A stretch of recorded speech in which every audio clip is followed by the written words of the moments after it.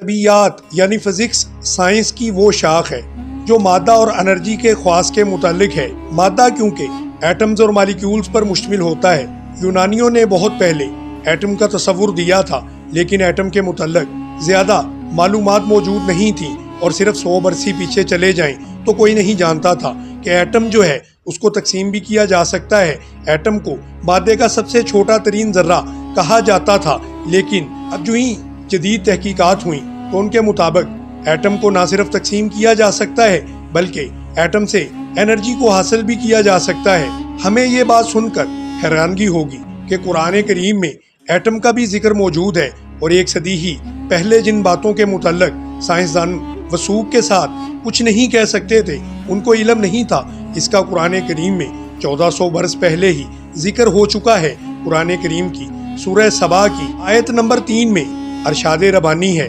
کفار کہتے ہیں کہ قیامت ہم پر کبھی نہیں آئے گی، تم کہہ دو کہ مجھے میرے رب کی قسم جو عالم الغائب ہے کہ وہ یقیناً تم پر آئے گی، اور اللہ سے 1 ذرے کے برابر بھی کوئی چیز پوشیدہ نہیں ہے، نہ ہی آسمانوں میں اور نہ ہی زمین میں، بلکہ ذرے سے چھوٹی اور بڑی چیز اس کا علم اس کتاب میں محفوظ ہے۔ ذرے سے مراد یہاں پر مادے کا سب سے چھوٹا ذرہ ایٹم ہو سکتا ہے، کیونکہ ایٹم سے مراد مادے کا ہی چھوٹے سے چھوٹا ذرہ ہے، اور یہی نہیں کہ اللہ تعالیٰ اس ذرے کے متعلق ہی جانتا ہے، بلکہ اس ذرے کے اندر یا اس سے بھی چھوٹی جو چیز موجود ہے اس کا علم اللہ تعالیٰ کے پاس ہے، چاہے وہ الیکٹرون، پروٹون اور نیوٹرون ہوں، یا وہ والے پارٹیکل ہوں جو ابھی تک سائنسدانوں نے دریافت ہی نہیں کیے، اور ہو سکتا ہے کہ یہ مستقبل میں دریافت ہوں۔ ان چیزوں کے متعلق بھی اللہ تعالیٰ جانتا ہے۔ ان تمام چیزوں کا علم اس کتاب کے اندر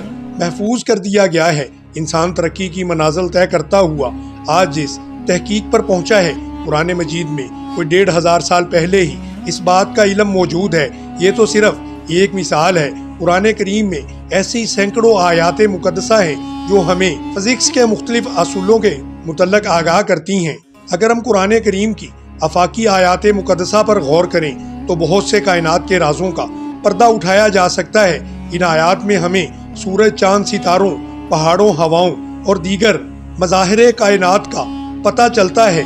ان آیات مقدسہ پر غور و فکر کرنے اور جستجو کرنے سے ہمیں پتہ چلتا ہے کہ بہت سے مظاہر فطرت اور عوامل جو آج انسان نے سینکڑوں سالوں کی محنت اور لگاتار مشاہدات و تجربات سے کھوجے ہیں، وہ یونیورسل کتاب میں 1400 سال پہلے ہی بیان ہو چکے ہیں۔ آج تقریباً تمام مکتبہ فکر سے تعلق رکھنے والی دنیا اس تھیوری کی قائل ہے جس کو بگ بینگ تھیوری کہا جاتا ہے۔